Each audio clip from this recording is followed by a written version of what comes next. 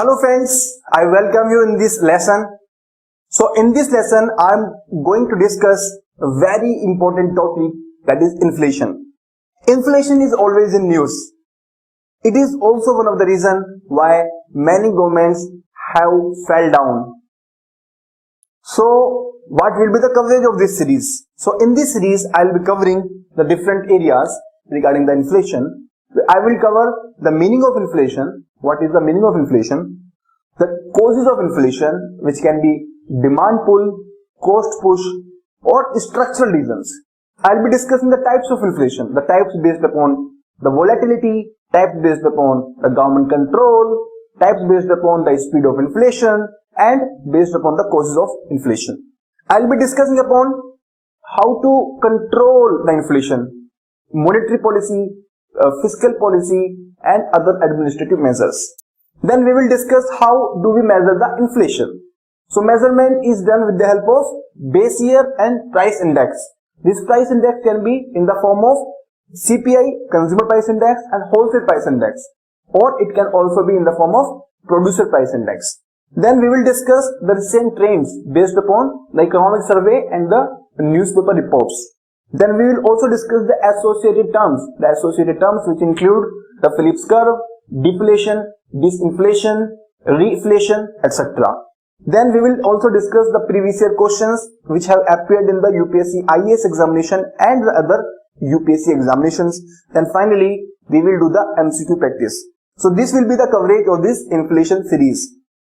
Now, what is the meaning of inflation? So friends, I am giving you 30 seconds to think about what is the meaning of inflation.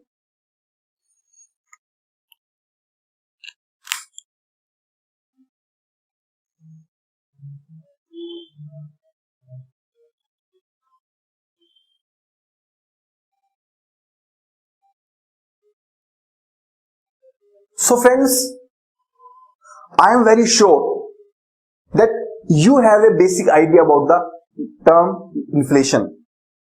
So when the term inflation comes to your mind, it is mehengai, rise in the price that comes to your mind. Yeah, it is true, but it is not the complete meaning. So what is inflation? So inflation is the upward movement in the prices of goods and services,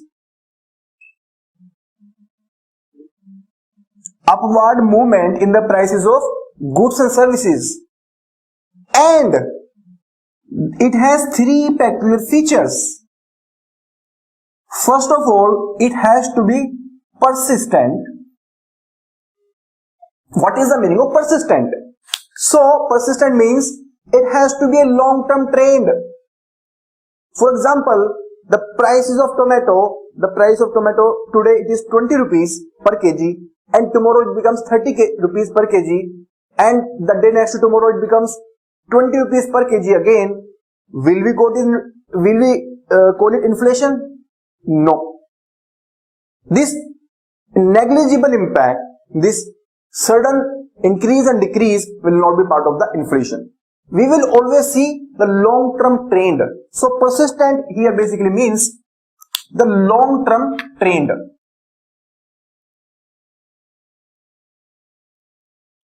Secondly, it is appreciable rise in the price. Appreciable. What is the meaning of appreciable? Appreciable here means the price rise is visible. It should not be only very negligible increase in terms of quantity. So if the price of potato increased by 10 paisa per kg, we will not consider it as the inflation. So if it is maybe by 0.001%, we will not consider it as the inflation. This will not be part of the inflation, right? So there has to be an appreciable rise. This appreciable rise can be 0.5%, 1%, 2%, or more than that. So this should be appreciable or visible increase in the prices. This is the second peculiar feature. And third feature is that this price rise should be a general rise in the price. The general rise in the price basically means it should be across commodities and it should be across the region or the country, right? So if the prices of only one or two commodity are rising, we will not call it inflation. There has to be a basket of goods and services for which the inflation is happening. Similarly, when the prices are rising only in a particular sales store, then it is not part of the inflation. When the prices are rising in all over the region, in all the shops, then it is part of the inflation, right? So it has to be persistent, it has to be appreciable, and it has to be general. These are the three peculiar features of inflation. Now friends, this inflation basically means upward movement in the prices or rise in the prices. So this upward movement of prices compared to what? Upward movement, but compared to which period or which price? So this upward movement of price, it is calculated on year basis. What is the meaning of year basis?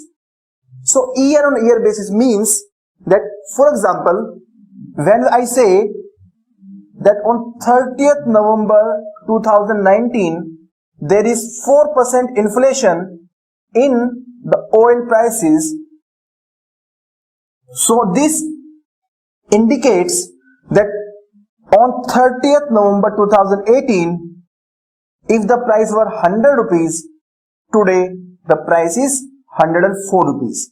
So from 100 rupees to 104 rupees, there is 4% year-on-year inflation in the oil prices. So this upward movement in prices has to be on year-on-year basis, that is on the corresponding date or for a corresponding period in the last year. So this is the another aspect regarding the inflation, right? So in this case, this particular 2018 year, it will be called as the base year, right? We will discuss the measurement of inflation in detail in the upcoming discussion. We will discuss everything, right? Now this inflation, it directly affects the purchasing power of the currency. Purchasing power of the currency. What does that mean? So, because of inflation, the same unit of currency will buy less number of goods. The same unit of currency will buy less number of goods. Let us see the example. So, for example,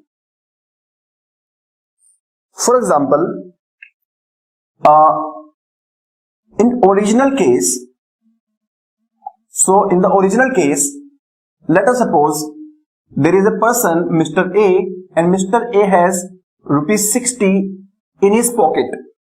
In the original case, he goes to buy the potato, and the price of potato per kg is rupees 10. Right? So in 60 rupees, how much potato he can buy? He can buy 6 kg of potato. Right? Now suppose the prices of this potato increase to rupees 12. There is inflation of 20%. So this inflated price is rupees 12. So when the price is rupees 12, how much he can buy in 60 rupees? He can buy only 5 kg, right? So you can see that 60 rupees earlier 60 rupees were able to buy 6 kilogram of potato, and now the same money is able to buy only 5 kilogram of potato. That means the purchasing power of the currency has reduced. In the same amount of rupee, we are able to buy less number of goods. So this is called that purchasing power is getting reduced because of the inflation, right? So it has an indirect impact upon the purchasing power of currency. Now there are different levels at which this inflation can be calculated. So it can be calculated at the production level, which is called as the producer price index, or it can be measured at the wholesale price level, which is called as the wholesale price index, or ultimately it can be calculated at the consumer level also, which is also called as the consumer price index. So these are the three levels of calculation of inflation, right? We will discuss about each of them when we discuss about the measurement of inflation, right? So this is about the basics of inflation. Now we will discuss what are the different causes of inflation. In the earlier video, we discussed the meaning of inflation, right? So what is inflation? Inflation is persistent, appreciable and general upward movement in the prices of goods and services. It is calculated on year-to-year basis. It can be calculated on the producer level, consumer level and wholesale price level. And it has a direct impact upon the purchasing power of the currency. Now, in this lesson, we will discuss what are the different causes of inflation. So, first I will give you 30 seconds to think about what are the different causes of inflation. So, I will recommend open one notebook and write down the points that come to your mind.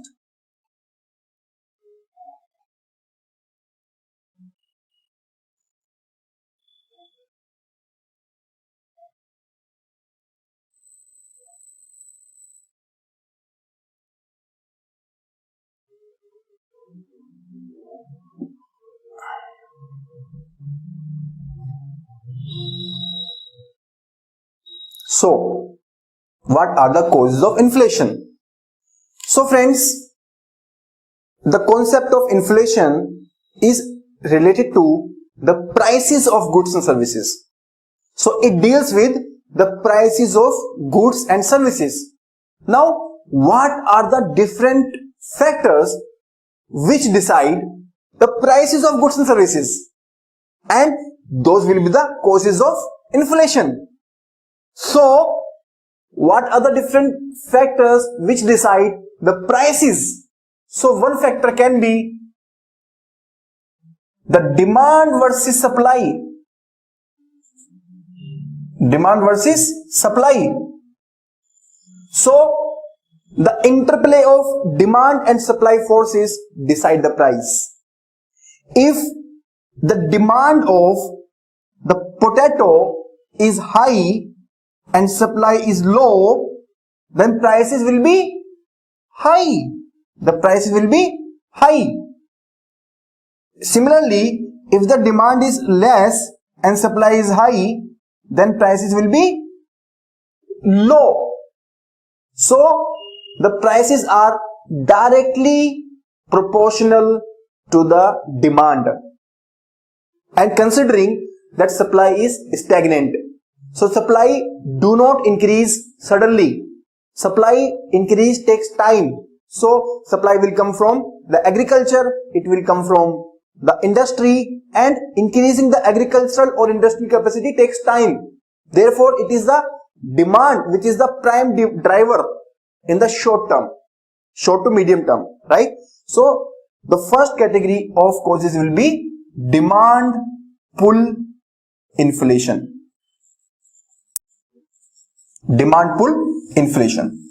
So this is the first category of causes. The second reason can be the cost of production. So the cost of production also decides what will be the price, right? So second is the cost push inflation, right? This is the second category. And third category can be the structural factors.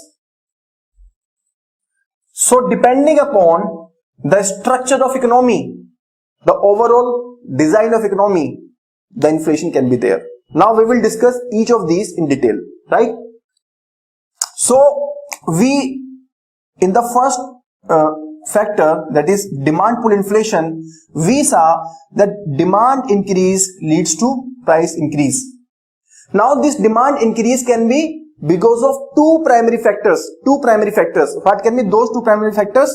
So this demand increase can be either because of increased money supply, right?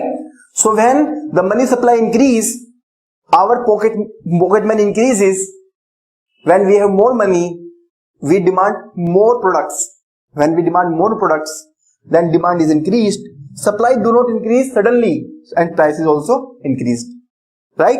So one factor can be the money supply increase, and other factors can be the non-money factors. Now coming to the first point, that is money supply. So money supply can be increased by way of different factors. So what can be the different wayouts through which the money supply in the economy can be increased? So the money supply can be increased first of all because of the general economic growth, and because of the general economic growth, the income of the people, the per capita income rises, and when the per capita income rises, they demand more goods and services. So this can be the first reason. Another reason for increase in personal income can be because of the government increment in the salary. For example, the 7th pay commission paid high salaries to the government employees. So first is the personal income growth. The another factor can be high government expenditure. So the government can also spend high amount at certain times, and this can be in the form of direct benefit transfer. This can be in the form of other subsidies. So when the government is spending more amount, that money comes into the economy, and when that money comes into the economy, then there is more demand and more prices. So second factor can be the government related factors. Third, the Reserve Bank of India, it can decrease the interest rate, and when the interest rate are decreased, when the cost of borrowing is decreased, there is more demand of money, and more money comes out into the economy. So with the decreased cost of interest, the money supply also increases. So this can be the monetary factor. Next, the money can come from the foreign countries, and from the foreign countries it can come in the form of capital flows like FDI, right? So till 2008, Indian economy used to receive huge amount of foreign direct investment, and that increased the overall supply of money in the economy, leading to the high demand and high prices. What can be the other source? The other source can be because of the high exports. When we do more exports, then it automatically leads to more amount of money coming into the Indian economy, and that increases the demand and ultimate prices. So the foreign countries can also bring out the money, right? So the four sources: first is the personal income, then government, then RBI, and finally the foreign countries. So these are the reasons why money supply increases in the economy. Apart from that, there is one more source, that is more black money. When there is more black money in the market, then also the inflation becomes high. So we can see that after November 16, when demonetization was done, and black money in the Indian economy came down, the inflation is also low. So high the black money, high the inflation. Low the black money, low the inflation. Right? Now coming to the non-money factors which increase the demand. So can you think of few factors? So such factors can be population growth rate is very high, especially in the underdeveloped countries and developing countries where the population growth rate is very high. So population growth rate is high than the growth rate of supply, and because of that the demand increases. Another reason can be the change in the taste or preference. Can you give the example? The change in the taste can be in the form of, for example, in India, as the income of the people are rising, the people are demanding more nutritious food. They are demanding more milk, more pulses, more meat products and other nutritional products. So the prices of cereals are rising at much lower rate compared to the other nutritious items. So this is the example of change in the taste or change in the preference. So I hope that this demand pull inflation is clear to you. Now coming to the cost push inflation. So cost, this cost, what is the meaning of cost? This cost basically means the payment that we do to the factors of production. Right? So whatever amount we pay to the factors of production, that is called the cost. So why the cost will increase at all? The cost will increase when we pay more amount to the factors of production. So for example, this category will be called increase in the input prices, right? So for example, the first factor of production, that is wages. The labor charges the wages. So when the wages increase because of maybe low supply of labor, because of the increase in the minimum wages by the government, as the wages increase, the cost also increase. Another factor can be the land, and land means rent. The rent of the land will increase.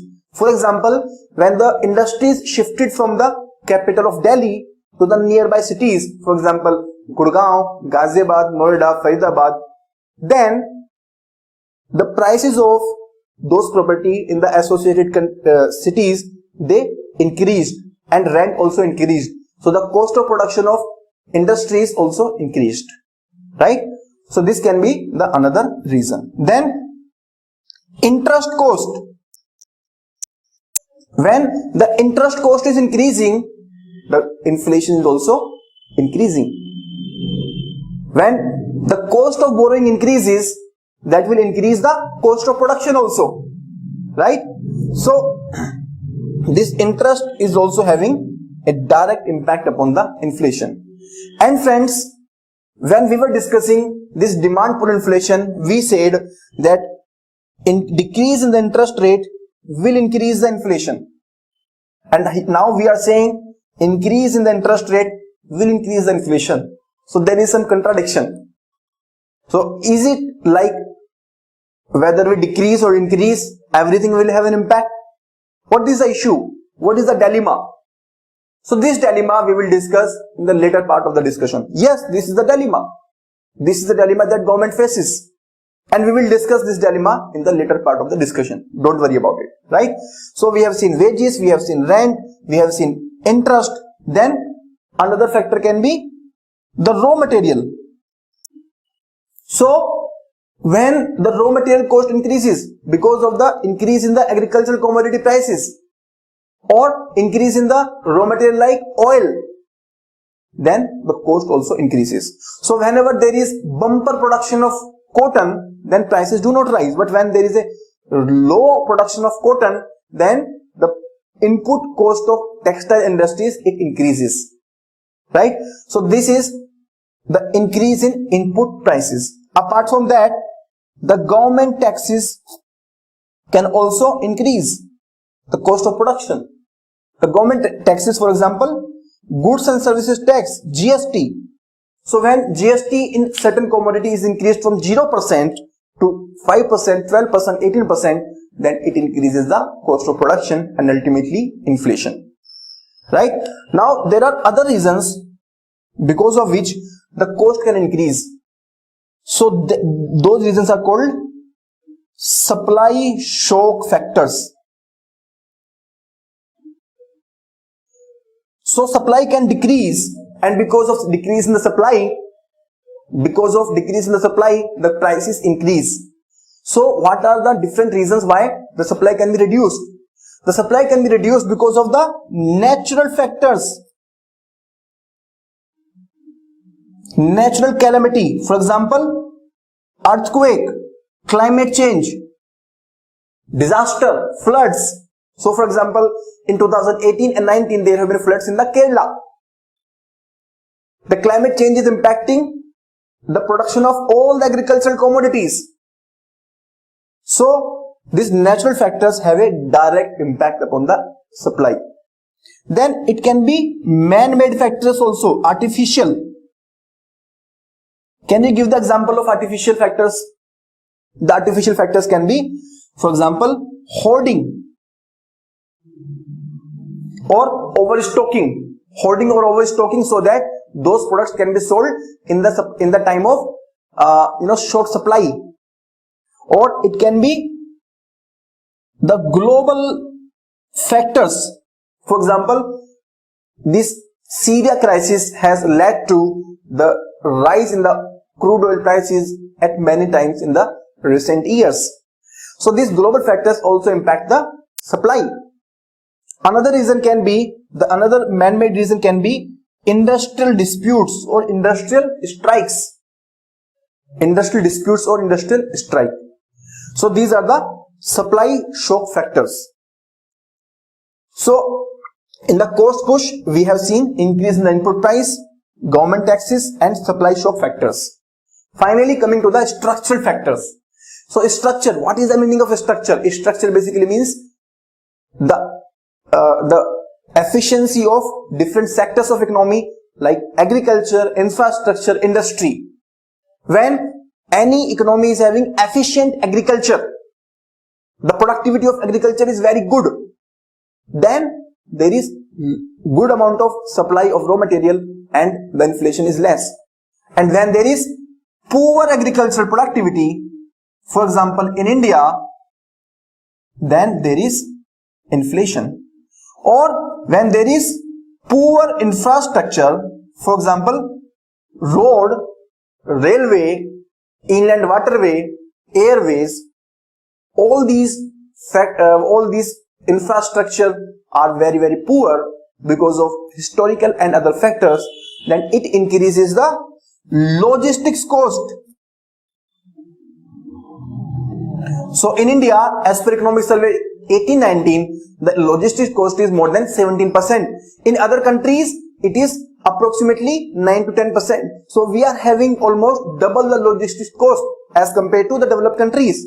So this logistics cost increase, and also the wastage increase because of the poor transport facilities. So this is called the structural factor behind the inflation, right? So coming to the quick revision of the entire discussion. So we have seen the causes of inflation, demand pull inflation, which can be monetary factor or non-monetary factor. The monetary factor can be in the form of rise in the disposable income of the people, high government expenditure, high monetary supply by the RBI, or high money coming from the foreign countries in the form of capital flows or in the form of exports inflow. Then there can be cost push inflation, which can be because of increase in the input prices, or it can be because of increase in the government taxes, or it can be because of the supply shock factors. And finally, there can be structural factors, right? So we have discussed the causes of inflation. Now in the next video, we will discuss what are the different types of inflation. Thank you very much. So the inflation can be categorized into 4 different categories. What are those categories? So the first category is based upon speed of inflation. The second category is based upon volatility of inflation. The third category is based upon the government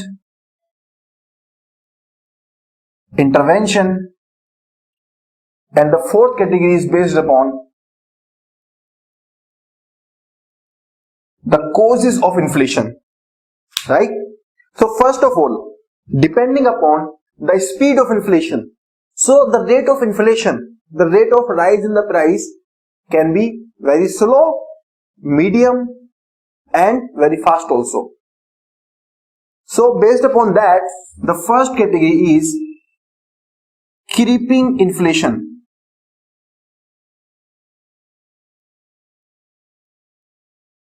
Creeping, the word creeping itself shows that it is creeping, rengna, right? Going on toes. So when the rate of inflation is less than or equal to 3% year on year, then it is called creeping inflation. And friends, this inflation is considered very safe and essential.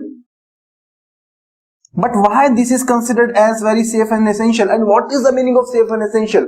The essential here means that this is essential for the economic growth. That means it is desirable. If the inflation is 0%, it is not the desirable situation. Rather, it should be in the range of 2% to 4%, average 3%. It is desirable for the appropriate economic growth rate. And here comes the relationship between the economic growth rate and the inflation. So the inflation and economic growth rate have a direct relationship in the short term. So can I show you how it is? So when there is inflation,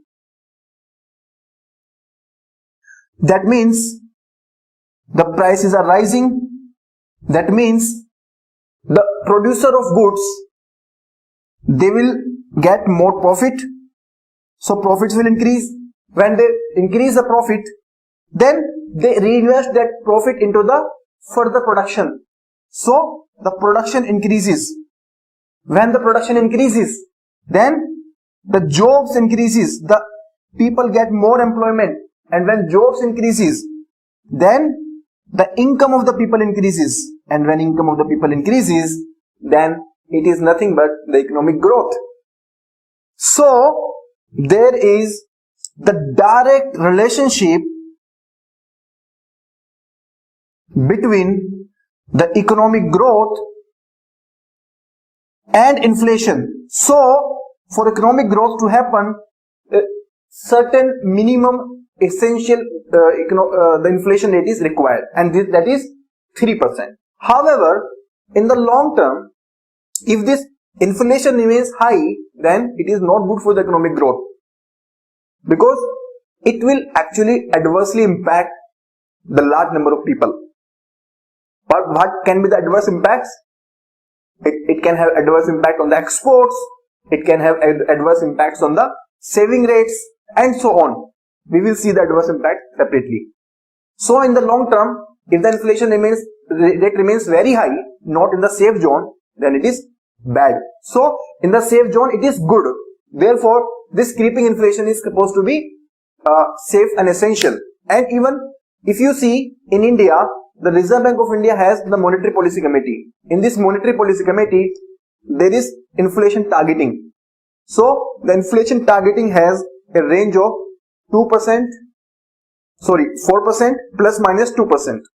So the range of 2% to 6% is considered to be a safe range or appropriate range, right? So first was the creeping inflation. The second category is the walking inflation. So after creeping, there is walking inflation. So walking inflation is when the inflation is approximately 10% year on year, right? So is this safe? It is not safe. It is a signal that there is dangerous zone. So it is a kind of warning signal, right? And in India, this has happened many times. When this happens, the government and the Reserve Bank of India, they take suitable administrative and the monetary policy measures. The third category is, third category is the running inflation. Running inflation means when the inflation is more than 10% and up to approximately 20%. So this running inflation is very adverse. It eats away the savings of the people. It adversely impacts the poor people. It adversely impacts the exports of the country. It adversely impacts the government finances because the government has to give more subsidy so that people have certain minimum essential services. And the highest and the most adverse is the hyperinflation or galloping inflation, and that means the inflation is between the range of 20% to 100%. This kind of inflation is the most adverse inflation. This is the inflation which will absolutely collapse the entire economy, right? So this inflation is the most dangerous kind of inflation. So this was all about the inflation based upon the speed. Now the second category is the inflation based upon the volatility. So based upon the volatility, the first category is the headline inflation. So headline inflation is the inflation which considers all goods and services in the country. So it measures the rate of change in the price of goods across the goods and services, right? It does not exclude any. It is also called as the total inflation, right? And why this is called total inflation? Because it includes all the goods and services. Headline inflation. Why this is called headline inflation? Because in the newspapers, this is the primary inflation which is reported. This is the primary inflation which is considered for the policy making and all other purposes, right? So this is called headline inflation and the total inflation both. In India, earlier it was calculated based upon WPI, and now it is also calculated based upon CPI, Consumer Price Index. So WPI considers all goods but not the services. CPI considers all the goods and services both. So now it is calculated based upon the wholesale price index, that is at the wholesale level and at the consumer level both. What is the meaning of WPI and CPI? That we will discuss in the upcoming discussion. So this is headline inflation. Now what is the second category? The second category is the core inflation, right? So core inflation basically means that we will consider all goods and services excluding the volatile goods and services, and that includes the food items and the energy items. And why we are excluding the food and energy items? Because the food and energy items, they are very volatile in nature. The supply of food is dependent upon the agriculture, and the agriculture is dependent upon the monsoon. So there is a lot of uncertainty in the prices of foods. Similarly, the energy prices are also dependent upon the foreign situation, the global situation. So even the energy prices are very volatile.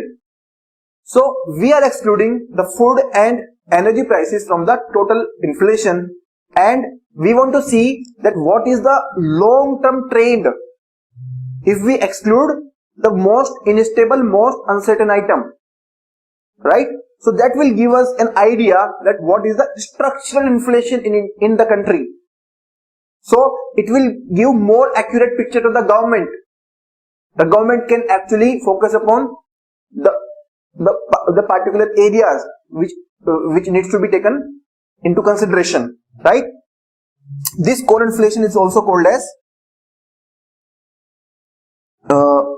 manufacturing non-food inflation, right? Because this is basically focusing upon the manufacturing, most of the manufacturing items, and it excludes the food, right? So this is headline and this is core inflation. Now the third category is based upon the government intervention. So based upon the government intervention, the first category can be suppressed inflation.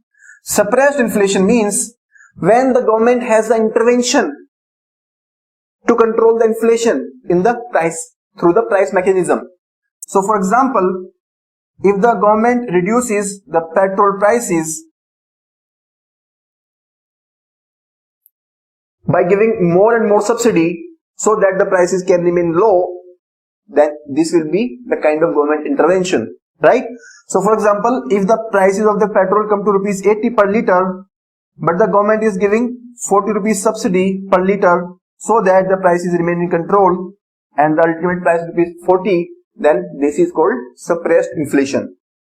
The second category is the open inflation. So this open inflation will be when there is no government intervention in the price mechanism. So only and only the market forces are deciding the type of inflation, the rate of inflation. So when there is no government intervention, then this is called open inflation, right? Now the last category is based upon the causes of inflation. So based upon the causes of inflation, we have already discussed. One can be the demand pull inflation. This demand pull can be again categorized into monetary and non-monetary. Second can be the cost push inflation. This cost push can again be categorized into increase in the input prices, taxes, and supply shock factors. And last is the structural deficit factors like infrastructure, poor agriculture productivity, etc. Right? So these are the four categories: speed, volatility, government intervention and causes; speed, creeping, walking, running, and hyper or galloping. Creeping inflation is desirable. Volatility, based upon volatility we have headline and core. Based upon government intervention we have suppressed and open, and based upon causes we have demand pull, cost push, and structural deficit inflation. So this is all about the types of inflation. In the next video we will discuss the impacts of inflation on the different stakeholders in the economy. Thank you very much. Now we will discuss the impacts of inflation. So the impact can be negative, positive. The impact can be on external sector, government sector, social sector. It can be on different stakeholders. So as I have already given you the hint, now I am giving you 30 seconds to think the different impacts that inflation can have. So 30 seconds start now.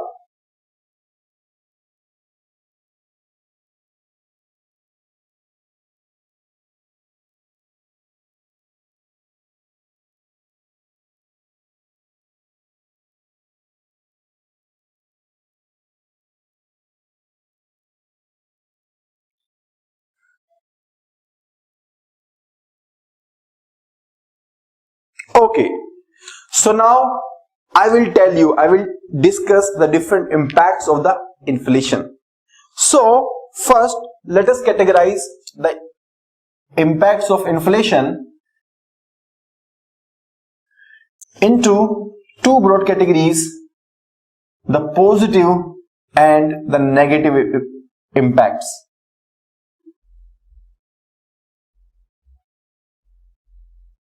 So first, the positive impact. So just consider that prices are rising and you know that they will keep rising. So what will be your action? So the action of a common person will be to spend the money and buy as much as goods as soon as possible, so that in the future the person don't need to pay extra amount to buy the same goods. So increasing prices encourages the people to spend more, encourage spending, right? So this spending, this increases the demand of the goods, and when the demands of the goods increases, further the production of the goods increases, right?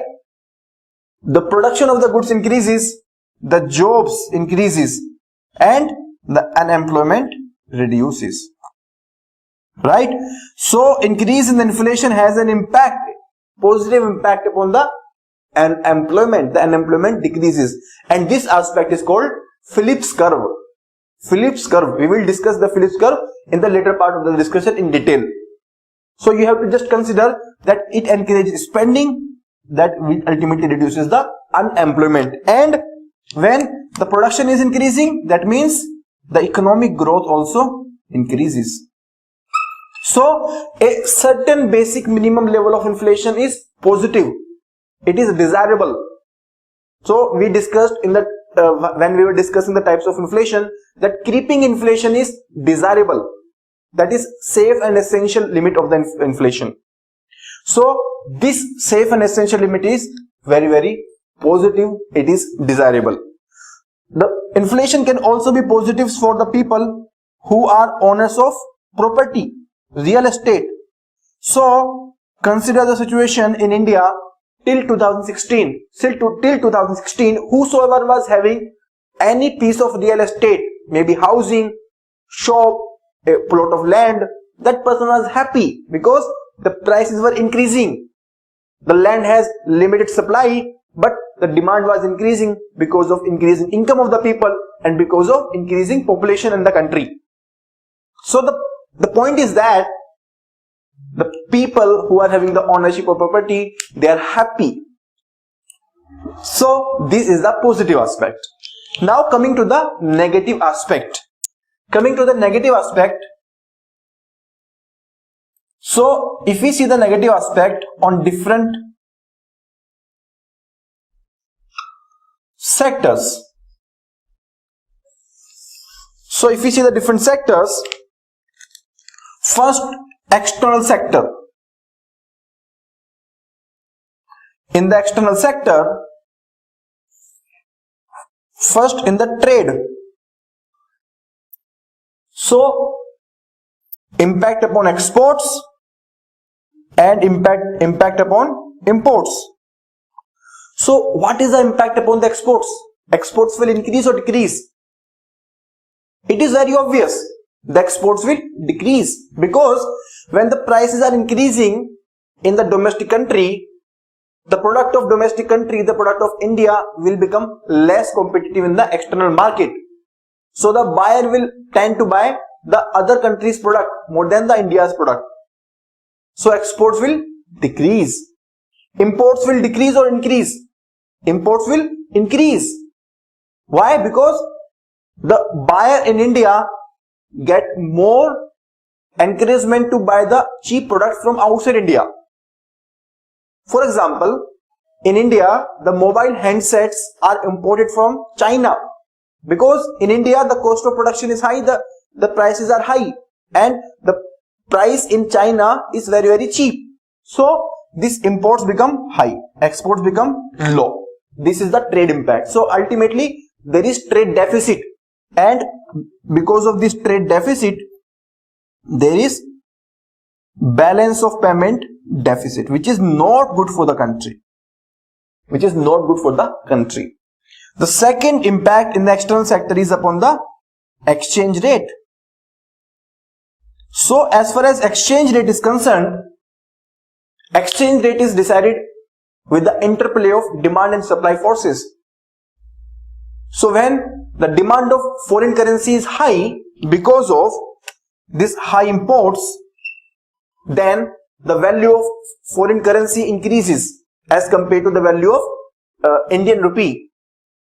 So the value of Indian rupee declines, and this is called depreciation. So there is rupee depreciation or decrease in the value of Indian rupee. Because of this depreciation, there is adverse impact upon the various stakeholders, right? So this is the impact upon the exchange rate. Now coming to the second aspect, that is the impact upon the government. So when there is inflation, the government will try to support the people in the lower economic category. The government will give more subsidy for the food, for the energy, and for other products. So it will increase the revenue deficit, which will ultimately increase the fiscal deficit, and there is adverse impact of the fiscal deficit, that in fiscal deficit further impacts the future generations, because the future generations will be repaying the borrowing amount. The fiscal deficit it has a crowding out impact upon the private investment, and it further increases the inflation. So the government finances are also impacted. Third, it has an impact upon the society. So social political arena is also in tension, because when there is inflation, the people demand more wages, and because of that they go into strike, they have more demands, there are hartals, and there is tension between the employer and employee, which ultimately disturbs the entire social political harmony, right? So this is the one part. Then coming to the second, that is upon the redistribution of income.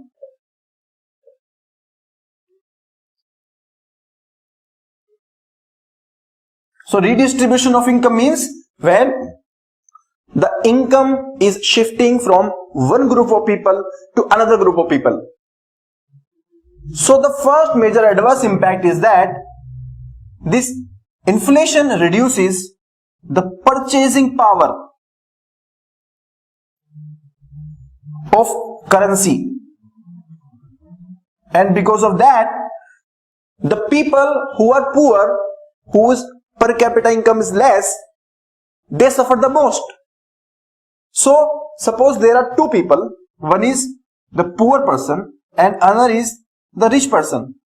The poor person is having total income of 10,000 rupees per month, and the rich person is having 10 lakh rupees per month. The poor person is spending 8,000 rupees on the day-to-day necessities, and the rich person is spending 80,000 rupees on day-to-day spending. If we see overall, the poor person is spending 80% of its income, and the rich person is spending only 8% of its income. So when poor person is spending 80% of its income and the currency is having less purchasing power, that means majority of the income of the poor person will be buying the minimum goods. However, in case of rich, only 8% is being spent. The 92% is safe with the person. So only 8% is having the impact of inflation. The rest of the amount does not have the direct impact of the inflation. So this decreases the standard of living of the poor people, and it increases the inequality, because it is the poor people who are highly impacted as compared to the rich people, right? So that is why we call that this inflation is regressive in nature, and some people also call that this inflation is nothing but unlegislated tax. So this is also called as unlegislated tax. What is the meaning of unlegislated tax? It means that there is no government law, it is not passed by the parliament, but still an invisible tax is being paid by the poor people. So there is something which eats away the income of the people despite the government not collecting directly any money from them. That is why this is called unlegislated tax. Right? Second, the impact upon the producer and the consumer. Producer versus the consumer. So, who will benefit? Is it the producer or the consumer? So definitely it is the producer who will gain, because the producer will get more amount of money for the same product. When prices are rising, the sales price will be more, and for the buyer the purchase price will be high. So for the buyer it will be a loss. Then coming to the impact on the debtor versus the creditor. So what is the meaning of debtor and creditor? So debtor is basically the person who is borrower. So, and creditor is the person who is lender, or the person who is giving the money to another person on loan. So creditor can be, for example, the State Bank of India, and borrower can be, for example, Mr. Ram. So when Reserve Bank of India, when SBI, the State Bank of India, is giving the loan to Mr. Ram, for example, rupees 100, and it is given at the rate of 5% interest rate. So at the end of year, Ram will return back rupees 105. However, in this case, when the inflation rate is 10%, when the rate of inflation is 10%, then this 105 will not be able to buy any product which is costing 110. So for example, at the time of giving the loan, State Bank of India could have bought 1 kilogram of apple which were costing 100 rupees at that time. Now 1 kilogram of apple are costing 110 because there is inflation of 10%. So now State Bank of India cannot buy 1 kilogram of apple which are costing 110 from 105 which the State Bank of India has received from Mr. Ram. Are you getting my point? So who is loser? The loser is State Bank of India. So the person who is giving the loan will be the loser as compared to the person who is getting the loan. Then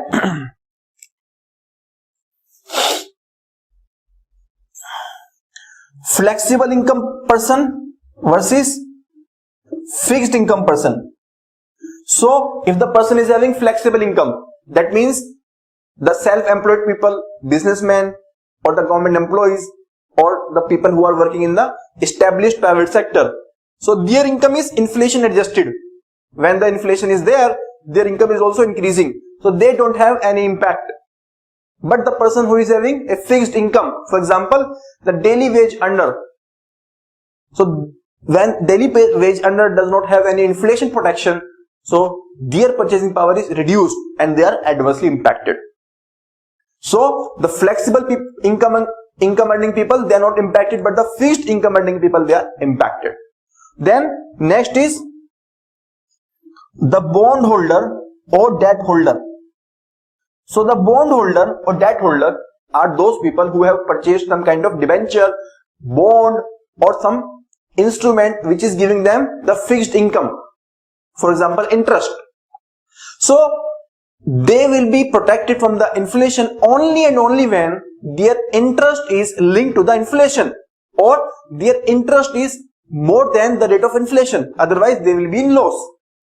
So if the rate of inflation is 10% and they are getting the interest of 15%, then they will be in profit. Otherwise they will be in loss. That is why the government has introduced the concept of inflation indexed bonds, so that the people who are investing into the bonds, they can be protected from the adverse impacts of inflation, right? So this is the another impact. What is the impact upon the production and consumption? So production in the long term, it is adversely impacted. there is reduction in the production. Why? Because if the inflation remains high for the long time, the people stop buying because the purchasing power of the people is reduced. And when the people stop buying, then the production is also less because there is no incentive to produce more. Then it has an impact upon certain sectors. So certain sectors will have benefit and other sectors will get lose. For example, if the prices of real estate property are increasing, the people will invest more into the real estate as compared to the general production. So the investment will shift from other sectors to the real estate sector. Third impact is that even quantitative production is reduced. Why? Because when the prices are increasing, when the inflation is there, the producer is producing a packaged item. So, for example, we take the example of Parle-G biscuit. Earlier, in ₹4, the Parle-G biscuit packet was very big.